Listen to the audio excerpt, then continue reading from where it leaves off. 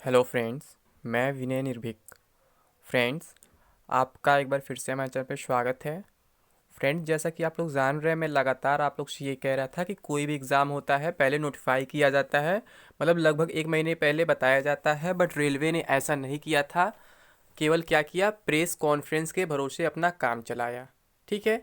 और मैं उस पर कभी विश्वास नहीं किया। आप लोग से भी यही बोल रहा था कि अगर 28 सितंबर से रेलवे एग्ज़ाम कराएगा तो आपको नोटिफाई ज़रूर करेगा, कम से कम 20 दिन पहले, 22 दिन पहले, मतलब नोटिफाई ज़रूर करेगा। बट क्या किया, रेलवे नोटिफाई नहीं कराया और प्रेस कॉन्फ्रेंस के बेस पे ही 28 सितंबर से एग्ज़ाम शुरू करा दिया। और नोटिफाई आपको कब किया, 11 दिन पहले, जब मैं आपको बोला था कि 17 तारीख के शाम तक आपको जरूर कुछ ना कुछ इन्फॉर्मेशन मिल जाएगा एग्ज़ाम होगा या नहीं होगा। तो 17 तारीख शाम तक आपको इन्फॉर्मेशन मिलेगा, शाम को क्या दोपहर में मिल गया वो। ठीक है। तो फ्रेंड्स, मैं आपसे एक बात और बोला था कि एग्ज़ाम्स 28 सितंबर से न होने के कई सारे कारण हैं। और कुछ लोग मेरे साथ कमेंट बॉक्स में भी बोल रहे थे कि अगर रेलवे एग्ज़ाम स्टार्ट करा भी देता है अपने बातों को रखने के लिए, तो वो बीच में गैप कर देगा। ठीक है। ऐसे बहुत से लोग सही अंदाज़ा लगा रहे थे, उनका अंदाज़ा जो है सही साबित हो चुका है। मैं पहले ही बोल रहा था फ्रेंड्स कि कोई भी एग्ज़ाम जो है, इतने बड़े लेवल पे एग्ज़ाम कराया जा रहा है, अचानक नहीं कराया जा सकता है बिना किसी प्लानिंग के। ठीक है। तो रेलवे ने वही किया फ्रेंड्स। क्या किया, अपने बातों को केवल रखने के लिए, प्रेस कॉन्फ्रेंस के बातों को सच साबित करने के लिए 28 सितंबर से एग्ज़ाम तो स्टार्ट करा दिया। बट क्या किया, उसमें इतने सारे गैप डाल दिए हैं।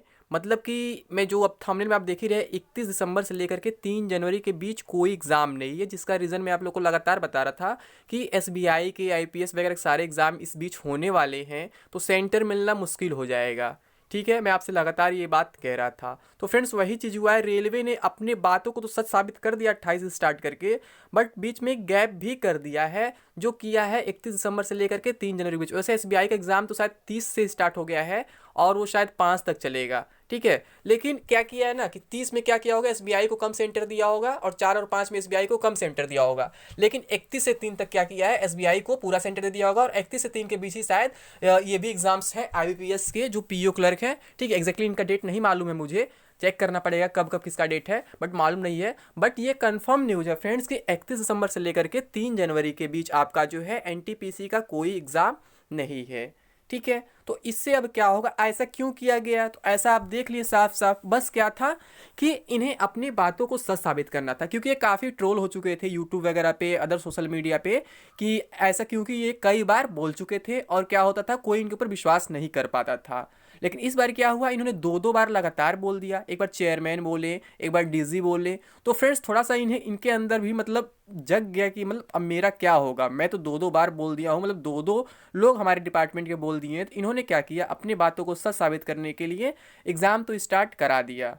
बट क्या हुआ, आगे जब डेट्स नहीं मिला तो उसको गैप में डाल दिए, मतलब उतना दिन गैप कर दिए। अब इससे क्या होने वाला, कैंडिडेट्स को फ़ायदा और नुकसान, ये बड़ी बात है फ्रेंड्स। ठीक है।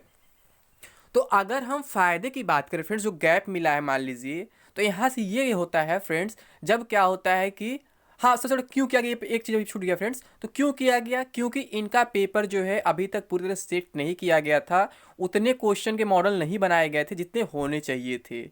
जो 13 जनवरी तक एग्जाम कराए जा रहे हैं, इन्होंने क्या किया, केवल 28, 29, 30 यानी 6 शिफ्ट के पेपर ये लोग अभी तैयार कर पाए थे। तो इन्होंने इसीलिए क्या किया, 6 शिफ्ट का डेट पहले कर दिया, फिर बीच में गैप कर दिया। चाहे एसबीआई का लॉजिक हो चाहे ना हो, वो अलग मैटर है, बट इन्होंने पेपर प्रिपेयर नहीं किया था, इसलिए लोग बीच बीच में गैप ले रहे हैं, ताकि आगे एग्जाम्स का हम प्रिपरेशन कर सके, जो भी उसकी ज़रूरतें होती हैं उसे हम पूरा कर सके। ठीक है। तो 31 से 3 तक इन्होंने गैप ले लिया। अब यहाँ से क्या होगा फ्रेंड्स, जब पेपर प्रिपेयर नहीं था, पेपर फिर नए तरीके से बनाया जाएगा, तो इसके कुछ फ़ायदे और कुछ नुकसान भी होने वाले हैं। मान लीजिए कि अब इन्हें गैप मिला है, इस गैप में आप अपने अकॉर्डिंग प्रिपरेशन कर सकते हैं।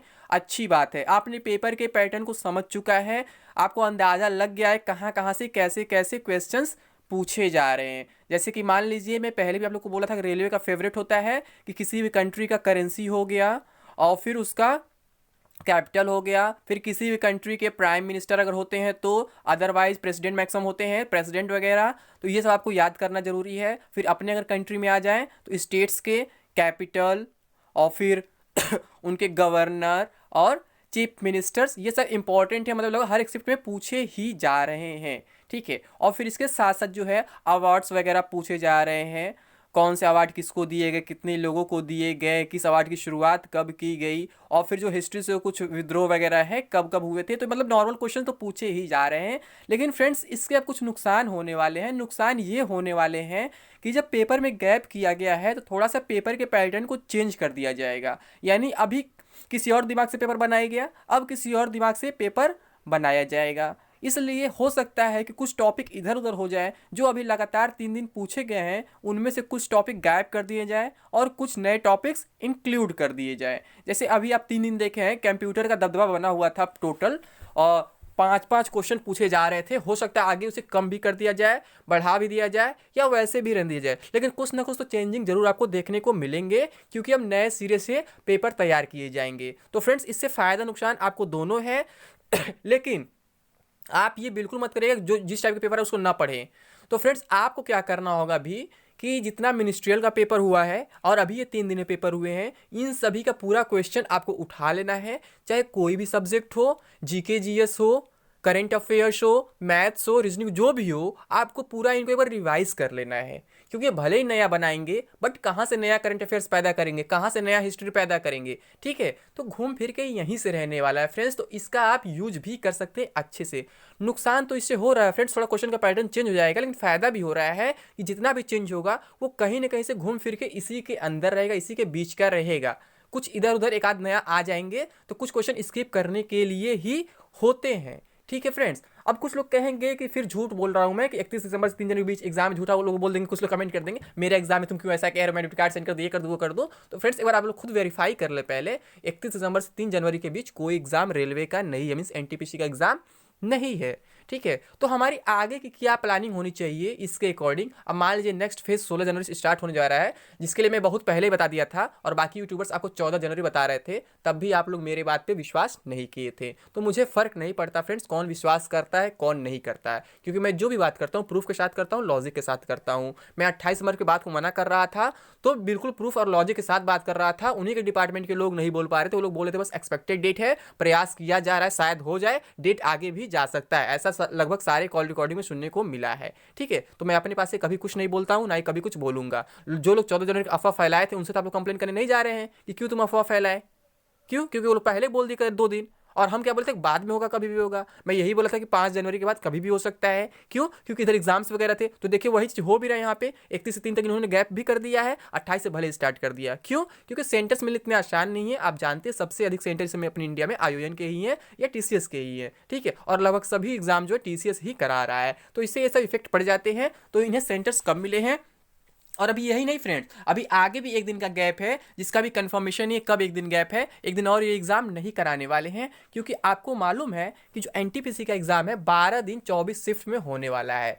तो ऑलरेडी ये लोग 3 दिन 6 शिफ्ट में करा चुके हैं, 28, 29, 30 दिसंबर को, ठीक है। और फिर आगे ये लोग 4 तारीख से लेकर के, और मान लीजिए ये 13 तारीख के बीच में, अब वैसे 10 दिन हो जा रहा है, ये लोग कोई 9 दिन एग्जाम कराएंगे, 18 शिफ्ट, कोई 1 दिन और गैप है, क्योंकि टोटल जो है 12 दिन 24 शिफ्ट में एग्जाम होने वाला है। तो फ्रेंड्स मैं आपसे यही कहूंगा, अभी जो भी पेपर हुए जहां से आपको मेमोरी बेस्ड पेपर मिल जा रहे हैं, क्वेश्चन मिल जा रहे हैं, उनको आप सॉल्व करिए। मैं प्रयास करूंगा सारे जीके जीएस के क्वेश्चन एक साथ एक वीडियो में आपको प्रोवाइड करा दूं। अब तक जो मिनिस्ट्रियल में 3 दिन हुए, 4 दिन हुए हैं, और एनटीपीसी में जो 3 दिन हुए हैं, टोटल जो 14 शिफ्ट के पेपर हैं वो मैं एक ही वीडियो में आपको प्रोवाइड करा दूं। चाहे करंट अफेयर्स हो, चाहे स्टैटिक हो, हिस्ट्री पॉलिटी कुछ भी हो, सबको मैं एक वीडियो में प्रोवाइड करा दूं। और मैं ये भी प्रयास करूंगा कि मैथ्स के भी क्वेश्चन एक साथ आपको प्रोवाइड करा दूं, ताकि आपका प्रिपरेशन थोड़ा अच्छे लेवल हो जाए, ताकि आप एक माइंडसेट समझ सके रेलवे का और टीचर्स का कि कैसे किस लेवल का क्वेश्चन बना रहे हैं। क्योंकि लोग कितना भी चेंज करेंगे तो वहीं से घूम फिर के कुछ ना कुछ मिलता जुलता रहेगा। जैसे मान लीजिए एनटीपीसी एग्जाम अलग था, मिनिस्ट्रियल एग्जाम अलग था, तो कुछ चेंज जरूर यहाँ किए, बट कुछ ना कुछ तो आपको कॉमन दिख ही जा रहा है। जैसे करंट अफेयर्स के डायरेक्टली क्वेश्चन मिल जा रहे हैं, कुछ और भी क्वेश्चन डायरेक्टली आपको मिल जा रहा है। तो ऐसे ही फ्रेंड्स अगर कुछ चेंजेस होता है यहाँ पे, तो आपको कुछ ना कुछ सेम भी देखने को मिलेगा। तो फ्रेंड्स मैं प्रयास करूंगा जो ये 4 दिन का बीच में गैप है, इसमें मैं क्या करूं, आप लोगों को पुराने पेपर सॉल्व करा दूं। क्योंकि मैं डेली तो आप लोग को दे नहीं पा रहा था, टाइम नहीं मिल पा रहा है कि मैं डेली आपको शिफ्ट वाइज पेपर में प्रोवाइड कराते रहूं।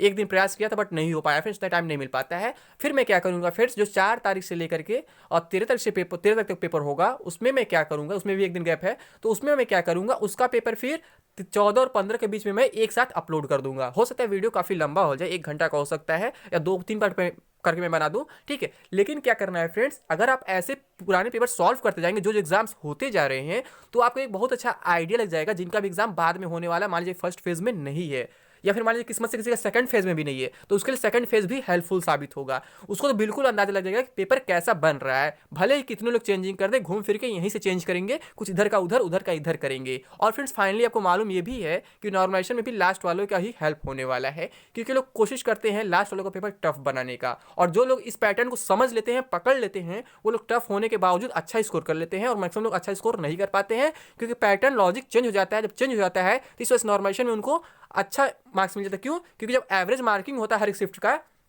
तो लास्ट वालों को जो है मार्क्स कम हो जाता है, क्योंकि थोड़ा सा पेपर पैटर्न चेंज हो जाता है और लोग सेम सेम पढ़ के चले जाते हैं। तो फ्रेंड्स वही मैं कहना चाह रहा हूँ कि जो लोग पेपर पैटर्न को समझ गए, बिल्कुल सेम ना पढ़ करके कुछ उसमें चेंजेस आपको दिख रहे हैं, उन्हें अगर आप कैच कर लेते हैं, उसके अकॉर्डिंग अपनी प्रिपरेशन करते हैं, तो आपको लास्ट में स्कोर भी अच्छा होगा और नॉलेज में भी अच्छा स्कोर मिलेगा। मुझे पहले भी मिल चुका है, मैं बता चुका हूँ अच्छे से पूरा कि मुझे ग्रुप डी एग्जाम में कितना मिला था। ग्रुप डी ने एलपी में पहले मिला था, एलपी सीबीटी 1 में मुझे मिला था 18 मार्क्स नॉर्मलाइजेशन में, इतना किसी को जल्दी मिलता नहीं है। और ग्रुप डी में मुझे 20 मार्क्स मिला था, एलपी सीबीटी 2 में मुझे 22 मार्क्स मिला था, यानी 3 एग्जाम लगातार हुए, मेरे मार्क्स बढ़ते गए। मेरे खुद फ्रेंड्स कल थे जो मतलब पूछ रहे थे कैसे इतना हो जा रहा है, कि एलपी सीबीटी 1 में 18, फिर ग्रुप डी में 20, फिर एलपी सीबीटी में 22, यानी मेरे मार्क्स इंक्रीज करते ही गए। तो फ्रेंड्स मैंने यही लॉजिक लगाया था, और यही लॉजिक आपसे भी लगाने को कहूँगा कि आपको क्या करना है, सारे पेपर पैटर्न को समझना है जो अब तक पेपर हुए रेलवे के इधर जल्दी में। मान लीजिए इस साल जो हुए करंट अफेयर्स तो इसी साल के आएंगे, ज़्यादा पुराने नहीं आएंगे। अगर पुराने आ रहे हैं तो आपको स्किप करना पड़ेगा, सभी क्वेश्चन को आप सॉल्व नहीं कर सकते हैं, कुछ क्वेश्चन स्किप करने के लिए ही बने होते हैं, मैं हमेशा कहता हूँ। मान लीजिए अगर 100 क्वेश्चन आ रहे हैं और आप 100% एक्यूरेसी के साथ 70 क्वेश्चन भी कर लेते हैं, तो आपको कोई रोक नहीं पाएगा एग्जाम क्लियर करने से। लेकिन किसी का एक्यूरेसी 100% हो नहीं पाता है, बहुत कम लोग होते हैं जिनका एक्यूरेसी 100% होता है, और एक्यूरेसी पे वही लोग फोकस कर पाते हैं जो बैंकिंग्स का एग्जाम देते हैं, क्योंकि बैंकिंग एग्जाम्स में एक्यूरेसी मैटर करता है, वहाँ नॉलेज में इफेक्ट पड़ता है। अगर एक्यूरेसी आपकी अच्छी है तो आपका नॉलेज मार्क्स इंक्रीज होगा, अगर एक्यूरेसी अच्छी नहीं है तो नॉलेज मार्क्स आपका इंक्रीज नहीं होगा। तो मैं उम्मीद नहीं करूँगा सभी लोगों का एक्यूरेसी 100% ही हो। अगर आपका एक्यूरेसी 90% या 95% भी है, तो भी आपको मिनिमम जो है 75 तो अटेम्प्ट करके आना ही चाहिए। 75 से नीचे अगर आप अटेम्प्ट करते हैं तो आपके लिए खतरा साबित हो सकता है। मैं कभी नहीं कहूँगा आप 95 अटेम्प्ट करें, 98 अटेम्प्ट करें, ये खुद खतरे की घंटी हो जाएगी, क्योंकि इतना क्वेश्चन आप इतने एक्यूरेसी के साथ कभी कर नहीं पाएंगे, इतने बड़े तोप आप नहीं है, ठीक है। तो फ्रेंड्स मैं आपसे यही कहूँगा, इस बचे हुए समय का उपयोग करें, सदुपयोग करें। मैं आपके लिए प्रयास करूँगा कि ये पुराने वीडियोस प्रोवाइड करा दूँ जो भी एग्जाम्स हुए हैं, और मैंने कंप्यूटर के वीडियो ऑलरेडी प्रोवाइड करा रखे। मैं बार बार कह रहा हूँ कंप्यूटर क्वेश्चन उससे बाहर नहीं जा रहे हैं, जो मैं 330 क्वेश्चन का सीरीज कराया हूँ। एक प्लेलिस्ट है सीबीएसई जूनियर स्टूडेंट एग्जाम 2020 नाम से, उस प्लेलिस्ट में इसके कुछ वीडियो पड़े हुए हैं। उस प्लेलिस्ट में टोटल शायद 24 वीडियोस हैं, और 12-13 वीडियो जो इसके कंप्यूटर के होंगे। उसे अगर आप देख लेते हैं तो कंप्यूटर में एक भी क्वेश्चन आपका बाहर नहीं जाएगा। अब तक 5 क्वेश्चन पूछे गए हैं, हो सकता है इससे अधिक भी पूछे जाए इस बार, या फिर इससे कम भी पूछे जाए। तो आपको क्या करना है, उस 330 क्वेश्चन को, 332 जितने भी 330 प्लस है, उसको आपको एक बार सही से देख लेना है। अगर एक बार में नहीं याद होता तो दोबारा देख लेना है, ठीक है। उसमें आपको कोई पैसा नहीं लग रहा है, मैं हर चीज़ आपको फ्री प्रोवाइड कराने का प्रयास करता हूँ। तो मैं आपसे यही उम्मीद करूंगा कि आप लोग इस बचे हुए दिनों का उपयोग करें, बचे हुए दिनों का। अब देखिएगा कुछ लोग मेरे वीडियो को कॉपी कर लेंगे और फिर आप लोग मुझे ही गाली देंगे और उन्हें सच बोलने लगेंगे कि वो सही है, वो सही पहले न्यूज़ दे रहा है, ठीक है। जबकि ये बात उनको नहीं मालूम होगा कि 31 से 3 तारीख तक कोई एग्जाम नहीं है, जो मैं आपको पहले ही बोला था कि लोग एग्जाम तो कराएंगे बट एक गैप करेंगे। और कुछ लोग कमेंट बॉक्स में भी ऐसा बोल रहे थे कि लोग अपनी बात रखने के लिए हो सकता है एग्जाम स्टार्ट करा दें, बट लगातार नहीं करा पाएंगे।